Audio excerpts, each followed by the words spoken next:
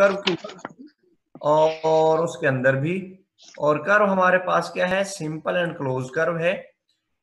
इस फंक्शन की उस कर्व के ऊपर कोई जीरो नहीं है, तो फिर यही इसका जो है इंटीग्रल हमारे पास किसके बराबर होगा, 1/2 पाई आयोटा एफ डैश जी और F c d g is equal to n के। तो इस केस में जो आपके पास लेडिक फंक्शंस होते हैं उनका वाइंडिंग नंबर जो है वो ऑलवेज पॉजिटिव होगा, क्योंकि आपका ये एन जो है जो बाइंडिंग नंबर होता है n माइनस पी के बराबर होता है। p के हिसाब से अगर p ज्यादा है तो फिर ये बाइंडिंग नंबर नेगेटिव हो जाएगा n से, और अगर n ज्यादा है तो फिर बाइंडिंग नंबर जो है वो पॉजिटिव हो जाएगा। तो इस केस में हमारे पास जब p है ही नहीं है तो फिर इसने नंबर ऑफ जीरोस तो कभी नेगेटिव होती नहीं है, ये ऑलवेज आपके पास जो है वो पॉजिटिव नंबर होंगे। तो इसलिए हमारे पास जो है इस फंक्शन का बाइंडिंग नंबर n होगा।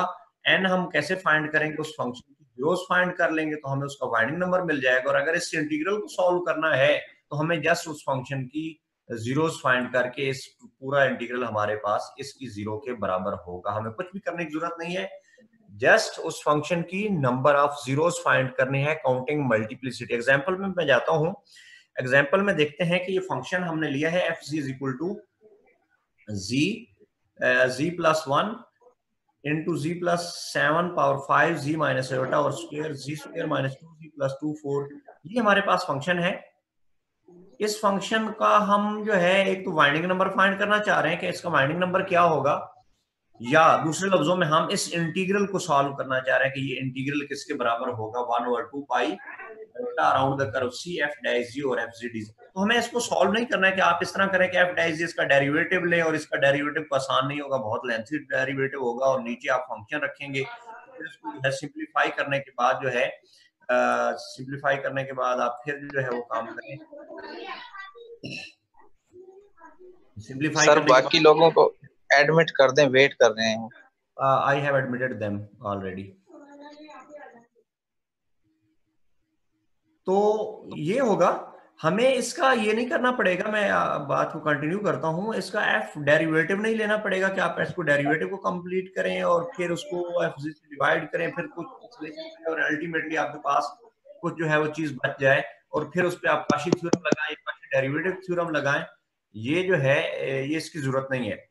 जस्ट आपको जो करना है, आपको जो काम करना है वो ये है कि आपने इस फंक्शन की, जो फंक्शन इस फॉर्म में गिवन है, उसकी जीरोस फाइंड करें और उसके पोल्स फाइंड करें। जीरोस कहां से मिलेंगे, जीरोस आपको जो है ये वाला हिस्सा है जो न्यूमिनेटर में है उससे मिलेंगी, और जो इसका डिनोमिनेटर में चीज है उससे आपको पोल्स मिलेंगे। ये वाले डिनोमिनेटर का हिस्सा है, यहाँ से पोल, और इस हिस्से से आपको जो है वो जीरोस मिलेंगे। जीरोस कैसे फाइंड करेंगे, जीरोस बहुत आसान है, ये प्रोडक्ट की फॉर्म में ऑलरेडी फंक्शन गिवन है। तो जिस पॉइंट पे ये फैक्टर जीरो हो जाएगा, जिस पॉइंट पे, अब मैं इसको अलहदा से लिखता हूं, यहाँ पे मैं लिखने लगा हूं z प्लस 1, ये जहां पर जीरो होगा वहां वो आपका पॉइंट जो है उस फंक्शन की जीरो। फिर इसी तरह जो है z प्लस 7 इसकी पावर 5, जहां पर ये जीरो, उस पॉइंट पे आपका जो है ये फंक्शन जीरो। अगर प्रोडक्ट में होता ना होता तो फिर कुछ और बात होती। काइंडली माइक ऑफ रखिएगा। स्क्वायर ये जो है जहां पर ये जीरो होंगे, ये फैक्टर जीरो होंगे जिन पॉइंट्स पे, उन पॉइंट्स पे आपका फंक्शन की जो है वो जीरो हो जाएगा। फंक्शन जीरो होगा तो इसका मतलब हुआ कि ये z इज इक्वल टू 1, यहां से क्या इंप्लाई करेगा, यहां से इंप्लाई करेगा कि आपका z इज इक्वल टू -1 इसकी जीरो है। यहां पर इंप्लाई क्या करेगा कि ये 5 टाइम्स रिपीटेड जीरो है, और ये z इज इक्वल टू -7 जो है ये वाली है, ये आपकी z इज इक्वल टू, यहां से क्या इंप्लाई करेगा, यहां से इंप्लाई करेगा कि आपकी जो है z is equal to iota जो है, और ये 2 टाइम है, ये जो है 2 टाइम है।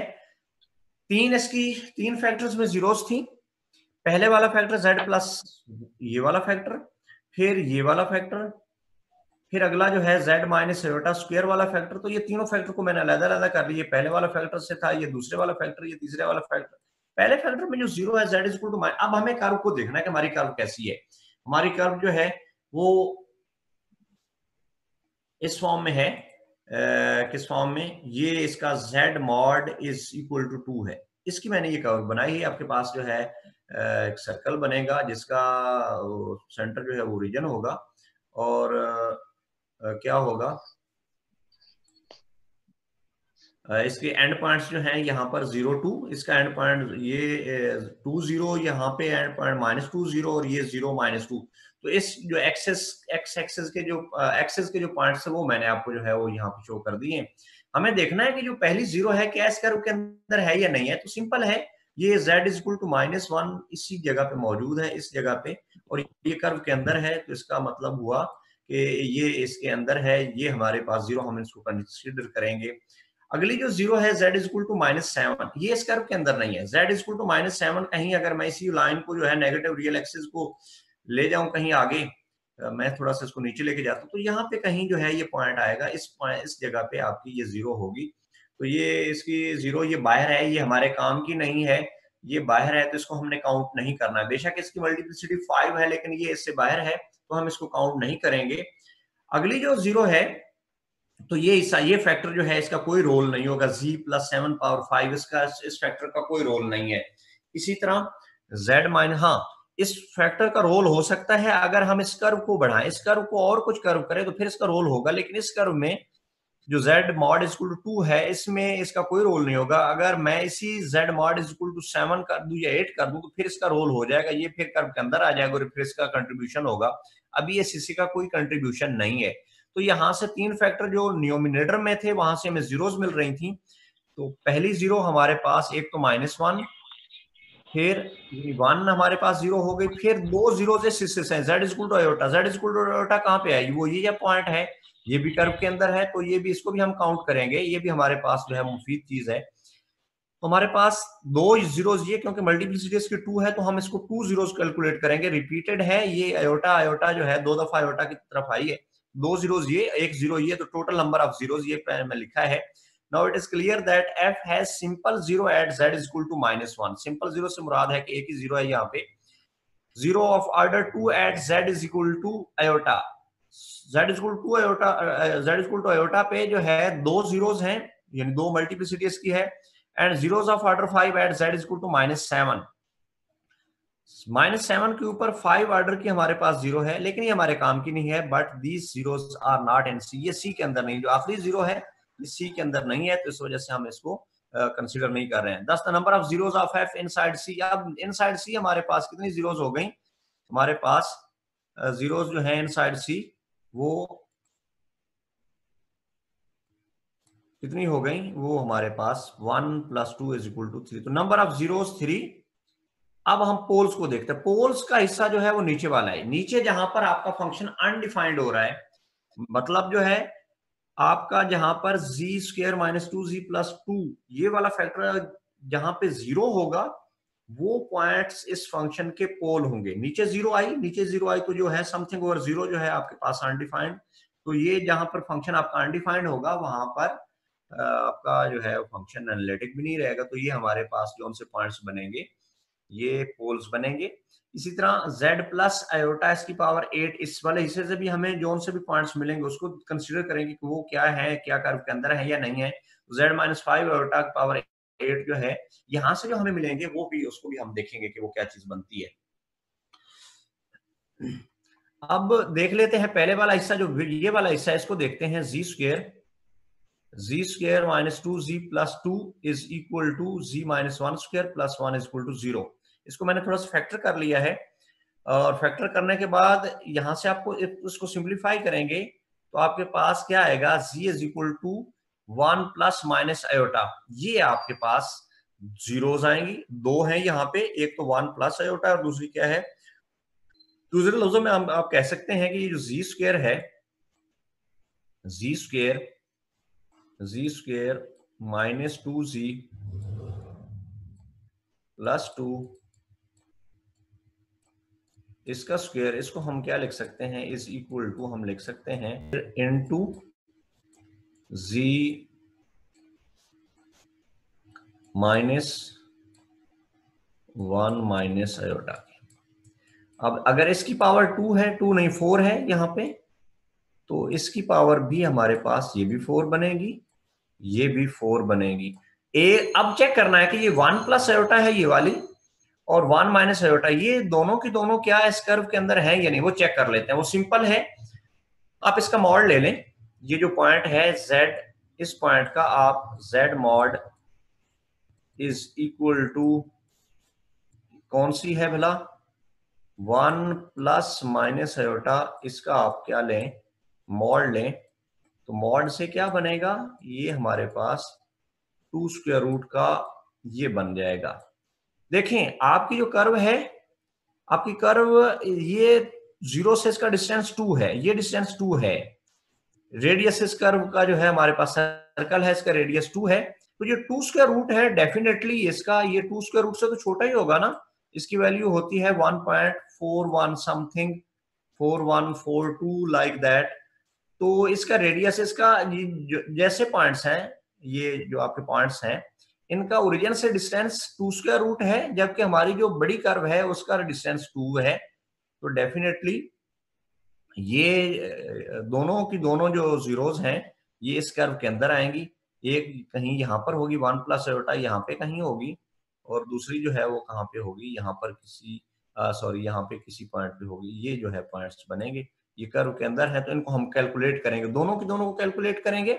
दोनों हमारे इस कर्व के अंदर हैं, तो एक इसकी मल्टीप्लिसिटी भी 4 है, तो ये हमारे पास एक जीरो नहीं होगी, 4 जीरो होंगी, और इसकी भी मल्टीप्लिसिटी 4 है, तो इसकी भी, इसको भी हम 4 ही कंसीडर करेंगे। अब बाकी बच गया ये वाला हिस्सा, z प्लस आयोटा पावर 8 है, तो ये भी z equal to minus iota, z equal to minus iota कहाँ पे आएगा, z equal to minus iota कहीं यहाँ पे आएगा, ये वाला पॉइंट बनेगा, ये भी कर्व के अंदर है, तो इसको भी हम कंसीडर कर रहे हैं। ये इसकी मल्टीप्लिसिटी 8 है, तो हमारे पास ये 8 यहाँ से भी जीरो मिलेंगी हमें। अब ये वाला हिस्सा बच गया z minus 5 iota, z minus 5 iota, ये z इक्वल टू 5 है, असल में z इक्वल टू 5 आयोटा है, तो ये कहीं पे यहाँ पे कहीं कोई पॉइंट होगा, ये कर्व के बाहर है, तो जौन सा ये पोल होगा ये हम कंसीडर नहीं करेंगे, ये कर्व के अंदर नहीं है। पोल की मैंने पहले डेफिनेशन आपको बताई है कि अगर इसकी नेबरहुड बना इस पॉइंट की, तो इसकी नेबरहुड में कोई और जो है स्मॉल से स्मॉल नेबरहुड में भी कोई और सिंगुलैरिटी ना है, तो उसको पोल कहेंगे। तो ये आइसोलेटेड किस्म की सिंगुलैरिटी है, या इसकी लॉरेंट सीरीज में देखेंगे तो वहां से भी हमें क्लियर होगा कि हमारी किस किस्म की ये सिंगुलैरिटी है। तो यहाँ में मुझे थोड़ा सा जो है वो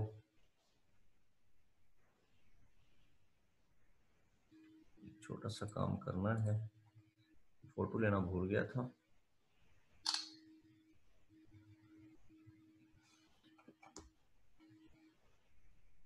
तो सबको नजर आ रहा है? अब भी मैं हैंड कीजिएगा, मैंने दूसरी स्क्रीन खोली थी, अगर सबको नजर आ रहा है तो ठीक है, अदरवाइज मैं फिर उसको दोबारा से खोलूं इसको।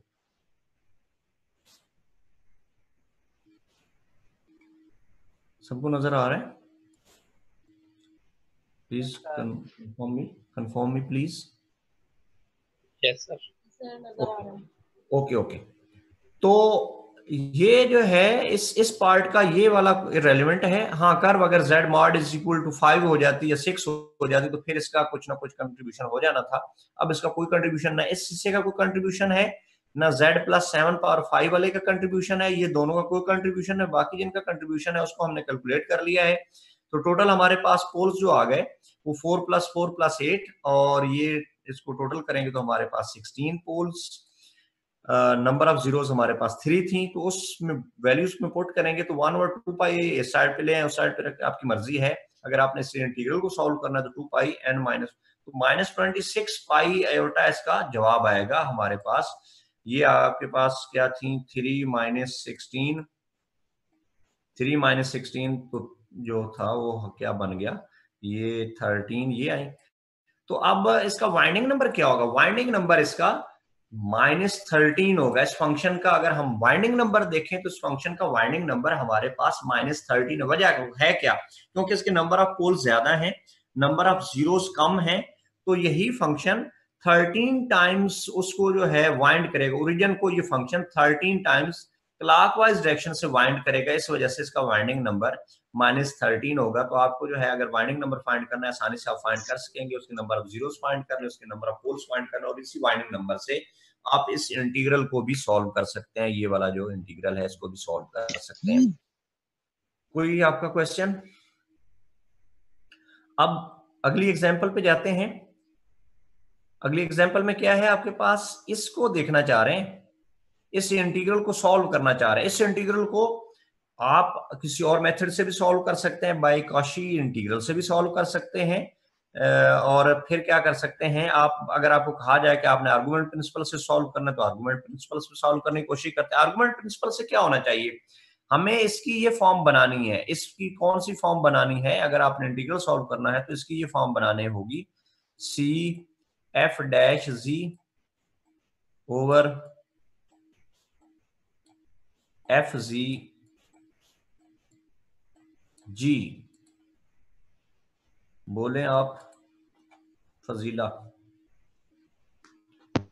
स्क्रीन साफ नहीं शो हो रही।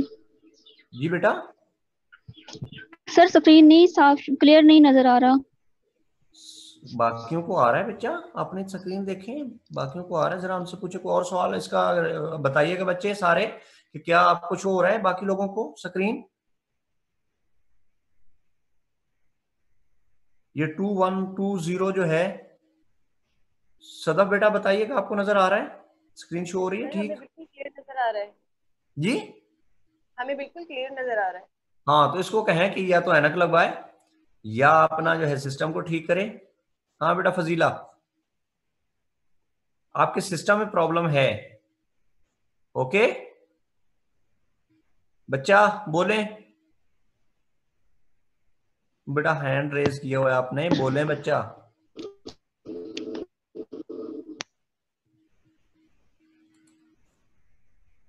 बोले बच्चा फजीला।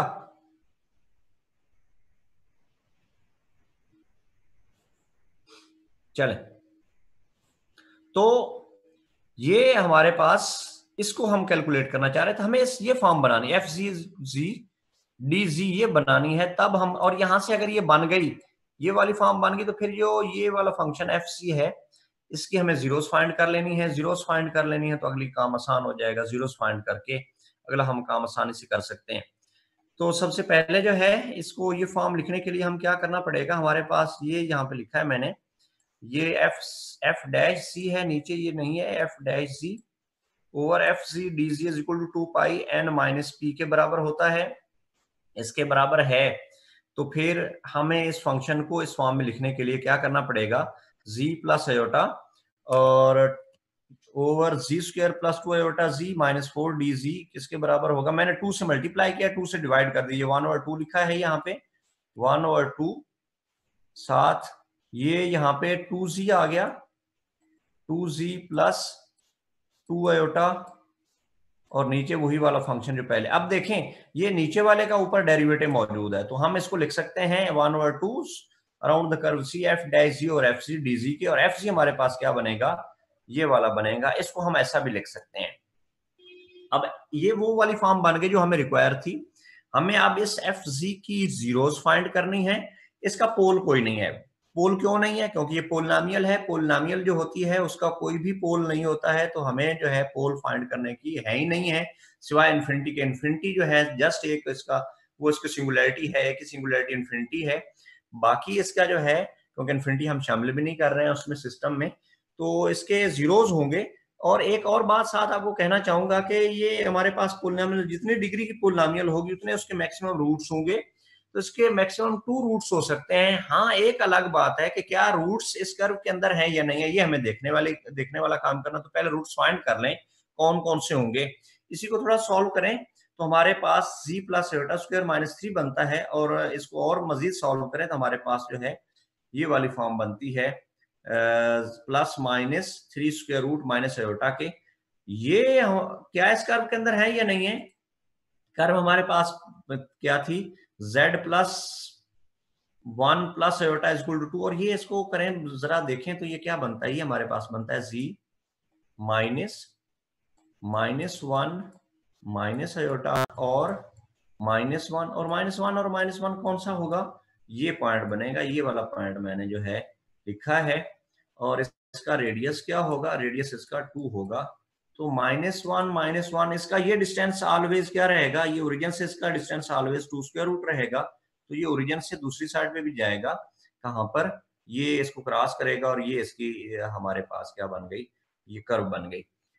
अगर हमें किसी पॉइंट को देखना है कि ये कर्व के अंदर है या नहीं है, तो सिंपल सी बात है, उस पॉइंट का उसके ओरिजिन से उसके सेंटर से डिस्टेंस ले लें। डिस्टेंस इसका लेंगे, किस, इसका सेंटर कौन सा है, -1 तो आपको देखना पड़ेगा कि -1 और -1 का डिस्टेंस किस पॉइंट से, कौन से पॉइंट से, ये हमारा पॉइंट कौन सा बनेगा, +-3 square root plus -3 square root और -1,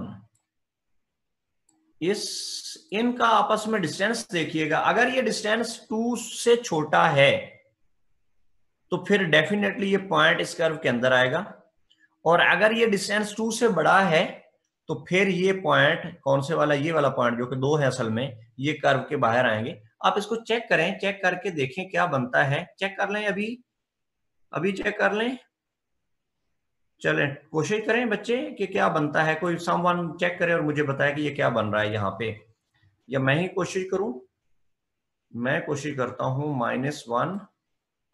-1 का डिस्टेंस क्या होगा उस पॉइंट से, प्लस वाला लेते हैं, चले माइनस वाला लेते हैं, तो -1 माइनस ये क्या बनेगा, -3, -1, चेक कर लीजिएगा, आप खुद से चेक कर लीजिएगा, मेरे हिसाब से ये उस कर्व के अंदर है। आप फिर मुझे नेक्स्ट लेक्चर में बताइए कि कर्व के अंदर है या नहीं है। मेरे हिसाब से ये कर्व के अंदर है, तो इसके ये एक नहीं था, 2 पॉइंट से, दोनों इस फंक्शन की 2 जीरोस थी जो इस कर्व के अंदर हैं, कर्व के अंदर हैं। तो फिर हम क्या काम कर सकते हैं, इसका इंटीग्रल हमारे पास किसके बराबर होगा, यही इंटीग्रल हमारे पास is equal to 2 pi iota into क्या आएगा, 2 -0 पोल तो है कोई नहीं है, तो जवाब इसका आएगा 4 पाई आयोटा। तो इस इंटीग्रल का जवाब 4 पाई आयोटा आ गया by using argument principle. Argument principle से हम इसकी फाइंड कर सकते हैं। अब हमारे पास 2 रिमार्क्स बनते हैं।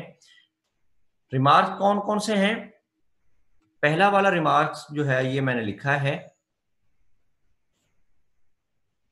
इसमें क्या है, इसमें ये है कि आपका फंक्शन एनालिटिक, हमने कंडीशन लगाई है कि फंक्शन हमारा एनालिटिक है, म्यूरोमॉर्फिक फंक्शन नहीं है।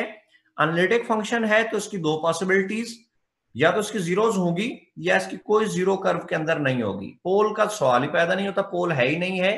जीरोज कर्व के अंदर हो सकती हैं या कर्व के बाहर हो सकते हैं, या इसकी कोई जीरो नहीं हो सकती है। तो पहला केस लेते हैं, if f has no zeros inside c, अगर इसकी जीरो कर्व के अंदर नहीं है, then its image under f does not surround the origin. तो फिर कोई जीरो नहीं है, बाय आर्गुमेंट प्रिंसिपल क्या कहता है कि ये इसका वाइंडिंग नंबर, हम जीरोज अगर होंगी, जौन सी जीरोज होंगी उसका वो वाइंडिंग नंबर बनेगा। वाइंडिंग नंबर से क्या है कि वो उसके गिर्द कितने कितनी दफा वाइंड करता है।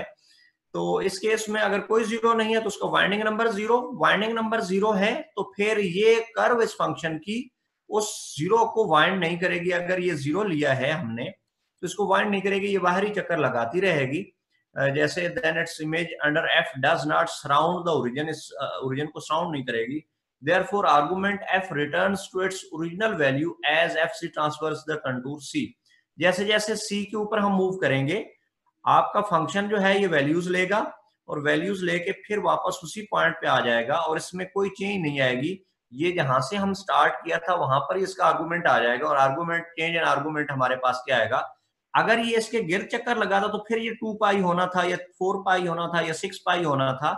यहाँ पर इसने इसके राउंड को चक्कर नहीं लगाया, ओरिजिन को इसने वाइंड नहीं किया, तो उसका आर्गुमेंट जो है वापस उसी पॉइंट पे पहुंच गया और आर्गुमेंट में कोई चेंज नहीं आई, आर्गुमेंट वही रहेगा। यही बात लिखी गई है। Transverses the contour C once in the positive direction, W not transverses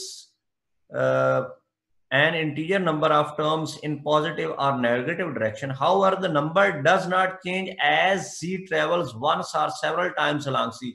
z not, जितनी दफा आप चक्कर लगाएंगे उतनी बेशक मर्जी से आप चक्कर लगाते रहें, आपके इस फंक्शन ने जीरो को वाइंड नहीं करना है।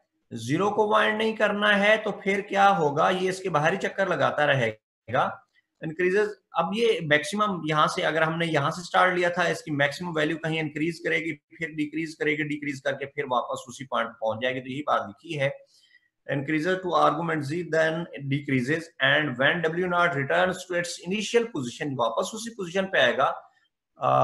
argument w naught returns to its initial value, therefore net change is zero, इसमें कोई चेंज नहीं आएगी, जहां से हमने स्टार्ट लिया था वहां पे ही पहुंच गए हैं। तब भी इसकी 2 पाई होती, जब इसको वाइंड करता है, इसने वाइंड नहीं किया तो फिर इसके आर्गुमेंट की वैल्यू हमारे पास जीरो आएगी। आर्गुमेंट चेंज इन आर्गुमेंट हमारे पास आएगा जीरो। आर्गुमेंट जीरो नहीं होगा, चेंज इन आर्गुमेंट जीरो होगा, तो उसमें कोई चेंज नहीं आएगी। दूसरा केस, अब पहले केस में अगर किसी फंक्शन की कोई जीरो नहीं है कर्व के अंदर, पोल तो पहले ही हमने खत्म किया कि पोल नहीं, क्योंकि एनालिटिक है, तो फिर उसका वाइंडिंग नंबर हमारे पास जीरो। वाइंडिंग नंबर, उसने उस जीरो को वाइंड नहीं करना है, उसको कोई वाइंड नहीं करेगा, उसको सराउंड नहीं करेगा। इसी तरह अगर f does have some zeros inside C, अब दूसरा केस कि उसकी कुछ जीरोज हैं, क्या है उस कर्व के अंदर जीरोज हैं, तो फिर उसने वाइंड भी करना है, और वाइंड करना है उस पॉइंट को, जो है ओरिजिन को उसने वाइंड करना, उसको साउंड करना है। देन ये gamma must wrap around the origin. Gamma से मुराद ये इसकी जो बाउंड्री है इस कर्व की, एफ की, सी पे लगेगा एफ, तो उसकी जो है हमारे पास जो बाउंड्री आएगी उसको हम गामा का नाम दे रहे हैं, सी डैश का नाम दे सकते हैं, चलिए सी डैश का नाम दे सकते हैं आसानी के साथ। C dash must wrap around the origin and argument of f is increased by 2 pi. जितनी दफा आप वापस आएंगे, चक्कर एक पूरा करेंगे, आपकी आर्गुमेंट में 2 पाई चेंज आएगा, और ये बढ़ता जाएगा, ये बढ़ता जाएगा। पहले 2 पाई है, फिर 4 पाई आ जाएगा, फिर 6 pi, 7 pi. For example the function F C, इसकी बात करूं मैं, F C is equal to G square. इसको देखें फंक्शन को, इस फंक्शन की कोई पोल नहीं है, ये पोलिनोमियल है, इसकी दो जीरोज हैं। कौन कौन सी हैं? जीरो और जीरो। जीरो दो दफा रिपीट है, इसकी पावर 2 है, अगर सबको नजर आ रहा है तो ये जी स्क्वायर मैंने लिया था, जी का स्क्वायर है। इसकी दो जीरोज हैं इस कर्व के अंदर। ये ओरिजिन को जो है वो क्या करेगा, अगर मैं कर्व लूं z mod is equal to 1, इस कर्व को लूं, इसके अंदर देखना चाह रहा हूं कि क्या इसकी जो है वाइंडिंग नंबर क्या होगा। देख लेते हैं, आसान सी बात है। इसके ये दो जीरोज इस कर्व के अंदर ही हैं, तो ये दो दफा इसको वाइंड करेगा, पॉजिटिवली दो दफा वाइंड करेगा, इसके दो दफा जो है ओरिजिन को रैप अप करेगा, तो इसका हमारे पास वाइंडिंग नंबर भी 2 होगा, और ये दो दफा क्या कर रहा है, रैप अप कर रहा है। अब अगला रिमार्क है, for each zero of f inside c the curve c dash winds once around. जितनी जीरोज होंगी उतनी दफा वो उस कर्व को वाइंड करेगा। अगर जीरो एक है तो उस ओरिजिन को एक दफा वाइंड करेगी कर्व, अगर दो जीरोज हैं तो दो दफा वाइंड करेगी, अगर तीन जीरो है तो तीन दफा वाइंड करेगी, अगर चार जीरो है तो चार दफा उसको वाइंड करेगी, और अगर कोई जीरो नहीं तो वाइंड नहीं करेगी। अगर जीरोज हैं तो पॉजिटिवली वाइंड करेगी, एंटी क्लॉकवाइज डायरेक्शन से उसको जो है वाइंड करेगी।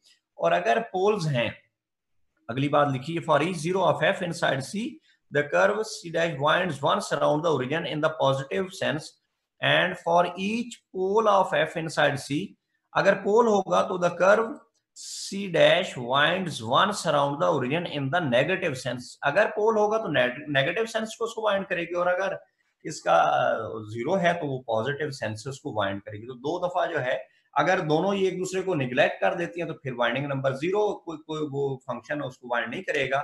अगर इनके दरम्यान डिफरेंस है, तो अगर पोल्स का डिफरेंस, पोल्स ज्यादा है तो फिर वो नेगेटिव साइड से उसको वाइंड करना है उसने, और अगर उसका जो है जीरो ज्यादा है तो वो पॉजिटिव सेंस से उसको वाइंड करेगी।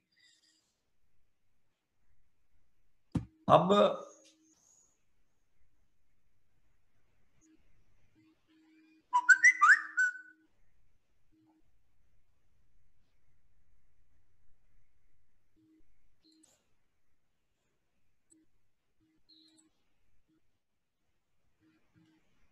जी अपना हाथ तो, फजीला कुछ पूछना चाह रही हैं? फजीला आपका हैंड रेज्ड है। Any question from Fazila? Question? Okay, you have no question. अब अगली बात करते हैं। Suppose FC and GZ are analytic inside and on a simple closed control C with FC and GZ having no zeros on C, then अब function दो हैं, एक F है एक G है।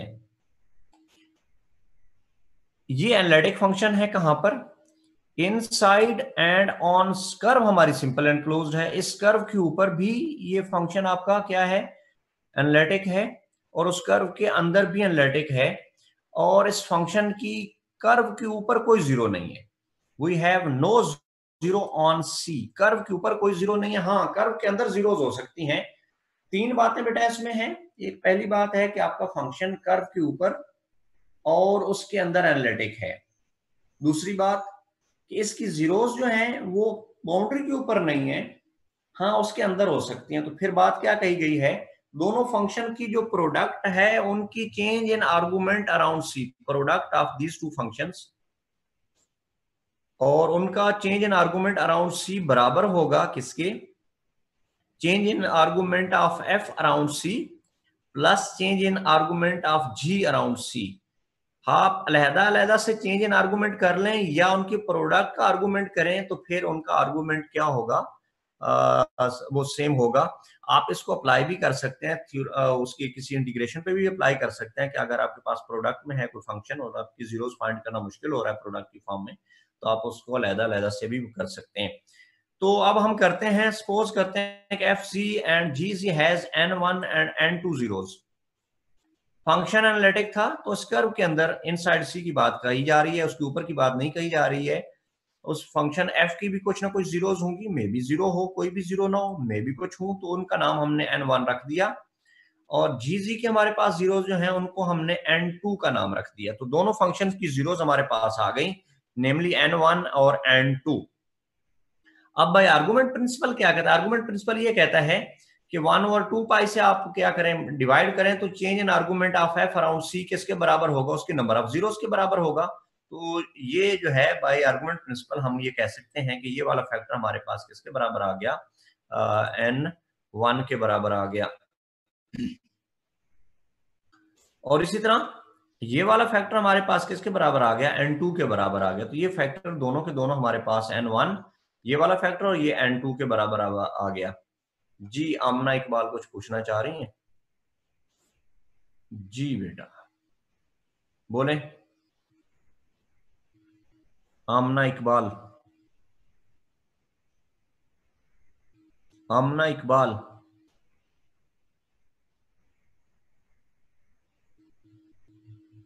जी बेटा क्वेश्चन पूछिए आमना इकबाल, आपका हाथ खड़ा है।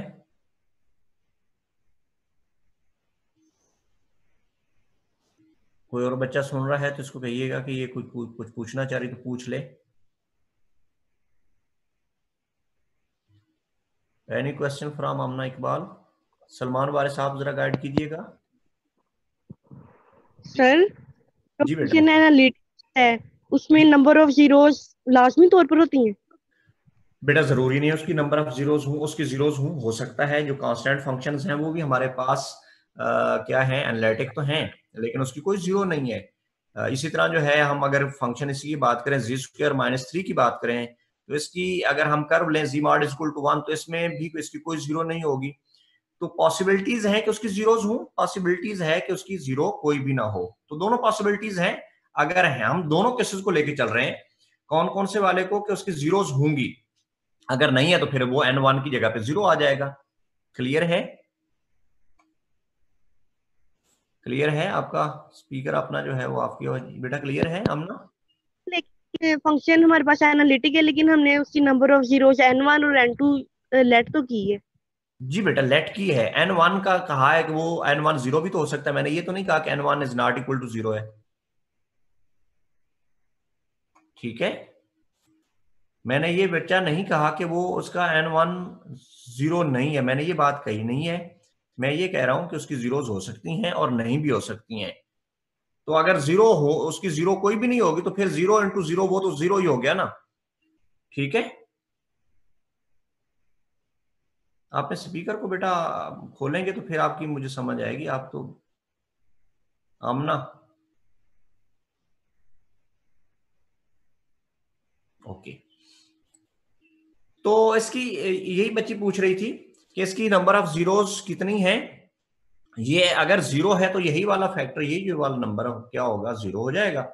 और अगर जीरोस हैं तो फिर उसकी कोई वैल्यू होगी, वो n1 का नाम रख दिया है। n1 उस केस में हमारे पास नॉन जीरो होगा, और अगर कोई भी नहीं है तो फिर n1 उस केस में हमारे पास जीरो होगा। अब यहां पर it is clear that FCGC has n1 + n2 zeros. आप एलिमेंट्री मैथमेटिक्स से जानते हैं कि जीरोस हम कैसे फाइंड करते हैं, उस फंक्शन की प्रोडक्ट बनाते हैं, प्रोडक्ट से उन हर प्रोडक्ट को जीरो के बराबर रखते हैं, वहां से हमें जीरोस मिलती हैं। और अगर एक फंक्शन को दूसरे फंक्शन से मल्टीप्लाई करें तो उनके जो फैक्टर्स होंगे वो दोनों आपस में मल्टीप्लाई हो जाएंगे, और टोटल नंबर ऑफ फैक्टर्स जो हैं वो, अगर पहले के नंबर ऑफ फैक्टर्स हमारे पास, पहले नंबर ऑफ जीरोस इसकी 3 है तो यहाँ पर 3 फैक्टर होने थे, और अगर इसकी 4 हैं तो इसके नंबर ऑफ फैक्टर्स हमारे पास 4 होने थे। तो टोटल आप इसको मल्टीप्लाई करेंगे तो हमारे पास नंबर ऑफ फैक्टर्स 7 बन जाएंगे, और हर फैक्टर से हमें एक एक जीरो मिलती जाएगी। तो हम प्रोडक्ट जब भी करते हैं, प्रोडक्ट से हमारे पास नंबर ऑफ जीरोस क्या होंगी, उनकी ऐड हो जाए। दो फंक्शंस की प्रोडक्ट की जो है, इसकी बात करूं मैं, यहां पे ही बात करूं, एफ हमारे पास अगर z -1 का स्क्वायर है, इसी तरह जो है जी हमारे पास, मेरे पास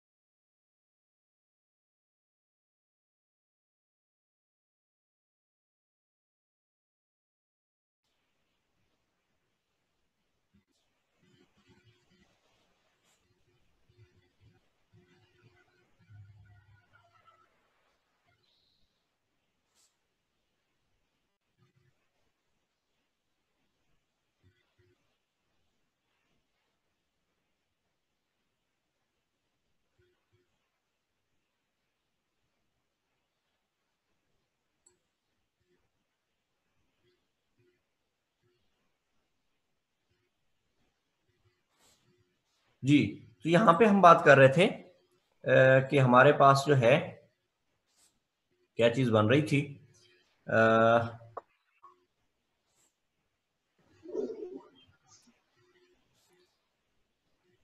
तो यहाँ पे चल रहे थे हम, इसकी हमारे पास अगर हम इसको लें वो हमारे पास क्या बनेगा, ये बनेगा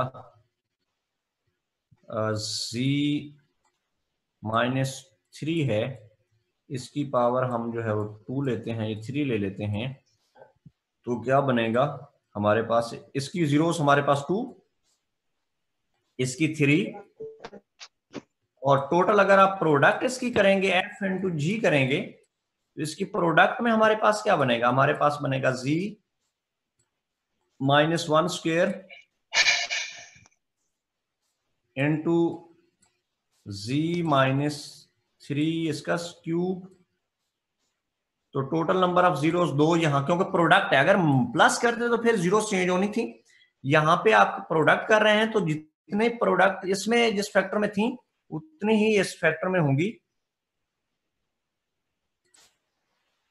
कौन से फैक्टर में, इस फैक्टर में z इक्वल टू 1 वाले फैक्टर में, और z इक्वल टू 3 वाले इस फैक्टर में हमारे पास यहाँ से 2 मिलेंगी और यहाँ से हमारे पास 3 मिलेंगी, तो टोटल हमारे पास 5 ही मिलेंगी। अगर f की 2 हैं और g की 3 हैं तो f इंटू g की हमारे पास कितनी होंगी जीरोस, 5 जीरोस होंगी। तो 5 जीरोस हैं, तो यहाँ पर यही बात मैं कर रहा था आपसे कि f into G has n1 plus n2 zeros, इनकी जो है जब मल्टीप्लाई करेंगे तो जीरोस हमारे पास ऐड हो जाएंगी n+1, और यही हम कहना चाह रहे थे कि हमारे पास अगर हम इसकी प्रोडक्ट करें, प्रोडक्ट में हमारे पास फिर इसका क्या होगा, number of by ratio by argument principle, हमारे पास argument change of f and g around c is equal to n1 plus n2, यही हम कहना चाह रहे थे कि हमारे पास किसके बराबर होगा, ये हमारे पास 1/2 पर, ये हमारे पास जो है इसके बराबर होगा, इस चीज के बराबर। यहाँ से ये बात क्लियर हो गई कि इसके बराबर है, तो ये हम लिख सकते हैं। अगर हमें कोई भी फंक्शन है उसकी प्रोडक्ट का जो है चेंज इन आर्गुमेंट फाइंड करना है, तो हम अलग-अलग change in argument of f and change of argument of g around c, curve same होनी चाहिए, कर्व आपकी सेम है, कर्व में कोई चेंज नहीं है, अगर कर्व चेंज होगी तो फिर ये बराबर नहीं होगा, इसकी वैल्यू कुछ और होगी।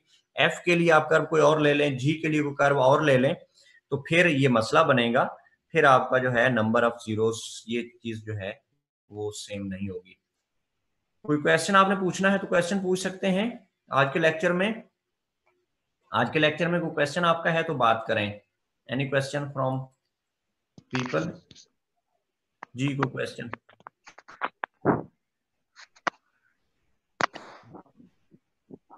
Question? Any question from today's lecture? अपना हैंड रेज करें, क्वेश्चन है तो हाथ खड़ा कीजिएगा।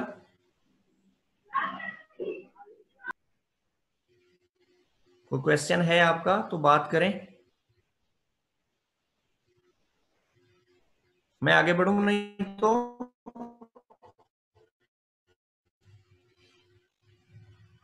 चले आगे बढ़ते हैं। अब अगली बात जो हम करने जा रहे हैं वो रेशियस थ्योरम है। रेशियस थ्योरम में क्या है, हमारे पास दो फंक्शंस हैं, दोनों के दोनों एनालिटिक हैं inside and on simple close contour C. ये f और g दो फंक्शन एनालिटिक कहां पे हैं, inside and on simple closed contour C. ये दोनों के दोनों फंक्शन कर्व के अंदर और कर्व के ऊपर एनालिटिक, मतलब इसका कोई पोल नहीं है। दूसरी बात विद जी, अब इसके अंदर इस कर्व के अंदर उसकी जीरोज हो सकती हैं, मैंने ये नहीं कहा कि होंगी, हो सकती हैं, नहीं भी हो सकती हैं, आगे एग्जांपल्स में बात बनेगी कि वो होंगी तो कैसी होंगी, क्या है, किस कर्व में कितनी है, वो इंशाल्लाह आपसे नेक्स्ट लेक्चर में बात होगी। दूसरी बात ये है कि जी जी का मॉड एफ जी के मॉड से छोटा होना चाहिए कर्व की बाउंड्री के ऊपर। ये कर्व के ऊपर जो कर्व है उसके ऊपर, उस कर्व के ऊपर हमारा जी जी का मॉड लेस देन होना चाहिए एफ जी के। अंदर कुछ भी हो जाए, हमें अंदर से लेना देना नहीं है, ऑन का वर्ड है, उस कर्व के ऊपर जी जी का मॉड एफ जी के मॉड से छोटा होना चाहिए। फिर क्या है, फिर ये है कि जो बड़ा फंक्शन है उसकी जितनी जीरोस होंगी जिसका मॉड बड़ा है पहले वाले फंक्शन से, जिस फंक्शन का मॉड दूसरे वाले फंक्शन से बड़ा है, उसकी जितनी की जितनी जीरोस होंगी उस कर्व के अंदर, वो बराबर होंगी उन दोनों फंक्शंस के सम की जीरोस के। अगर आप f और g को सम करेंगे, उसकी जितनी जीरोस होंगी, f की जितनी जीरोस होंगी उतनी ही f प्लस g की zeros, fg plus g has inside c। जितनी f की जीरोस होंगी उतनी ही हमारे पास कितनी होंगी, f प्लस g की उस कर्व के अंदर जीरोस होंगी। एक बात ध्यान में रखिएगा सारे बच्चे कि जो थ्योरम रशियस थ्योरम है, ये जीरोस की लोकेशन बताता है हमें। जो है ये जौन सा भी फंक्शन होगा उसकी जीरोस की लोकेशन बताएगा कि इसके कर्व के अंदर कितनी जीरोस हैं कौन सी, ये नहीं बताएगा। फर्ज किया ये फंक्शन आपका, मैं जस्ट एग्जांपल से बात करूंगा, fg is equal to G square plus 5 है। इस फंक्शन की कितनी जीरोस होंगी कर्व के अंदर, ये बता देगा। अब हैं कौन कौन सी, वो है ये नहीं बताएगा कि कौन सी हैं इसकी जीरोस। तो हमें जस्ट लोकेशन के बारे में इंफॉर्मेशन देगा, इसकी लोकेशंस हमारी जीरोस की क्या हैं। रशियस थ्योरम लोकेशंस के बारे में बताएगा, उस जीरोस के बारे में नहीं बताएगा कि कौन कौन सी जीरोस हैं। तो ये रशियस थ्योरम, इसका प्रूफ इंशाल्लाह कल देखेंगे, या इसका जो है कुछ पहले एग्जांपल्स करेंगे फिर इसका प्रूफ करेंगे। तो क्वेश्चन आपके ज़हन में है तो बात कर सकते हैं, you can raise your hands. मैं इस पे एंड करूंगा, अगर आपने कोई क्वेश्चन पूछना तो क्वेश्चन पूछें। तो क्वेश्चन आपका है तो बात करें। तो क्वेश्चन सर प्लीज आज का लेक्चर सेंड कर दीजिएगा ग्रुप वो में। तो बेटा बात की बात है, वो हम सेंड कर देंगे, वीक के एंड पे सेंड करेंगे, वो तीनों लेक्चर सेंड करेंगे। लेकिन आज को कोई लेक्चर में कोई क्वेश्चन पूछना है तो वो बात करें। कुछ बिलाल पूछना चाह रहे हैं? Bilal,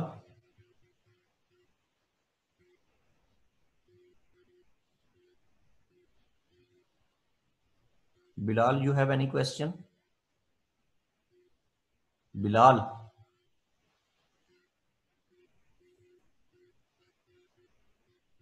Bilal, have you any question? Sir उसके पास नेटवर्क का इश्यू है, उसे ना ऑडियो आ रही थी ना वीडियो शो हो रही थी। बेटा आपके घर पे प्रॉब्लम है ना, उसमें मैं क्या कर सकता हूँ। बेटा कोशिश करें, उसको बेहतर करने की कोशिश करें, कहीं ओपन जगह पे बैठ जाएं। Yes sir. हाँ, वीडियोस आपको मिल जाएंगे, ऐसा कोई इशू नहीं, वीडियोस मिल जाएंगी। लेकिन कोई क्वेश्चन पूछना है आज के लेक्चर में तो आप बात कर सकते हैं। किसी और बच्चे का कोई क्वेश्चन, कोई टेक्निकल बेटा क्वेश्चन पूछें, नेटवर्क का नहीं। सीआर कहाँ पे है जी? कुछ पूछना है आपने बच्चा? सब कुछ क्लियर है सर, समझ आ गई है। आपको आ गई है? जी सर। चले, और किसी बच्चे ने कुछ क्वेश्चन पूछना है तो पूछ लें इनसे, एनी क्वेश्चन।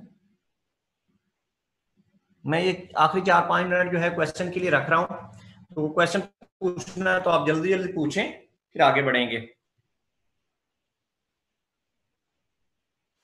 ये कालिब जो है, इसने कुछ पूछना है तो, कालिब, जावेद,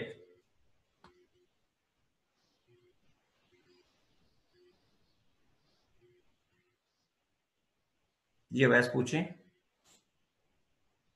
पहले अपना स्पीकर खोलिएगा जी, पूछें पूछें, पहले स्पीकर खोल के पूछें। सर एक थ्योरी में काफी है ना, और भी काम होते हैं, बाकी लेक्चर बनाए हमने। बेटा आप मुश्किल हो रहे हैं, मैं बेटा बगैर पंखे के बैठा हूं और यहाँ पे 5 लेक्चर मैंने आज लेने हैं, और मुझे तो कोई मसला नहीं है। जी सलमान वारिस कुछ कहना चाह रहे हैं आप?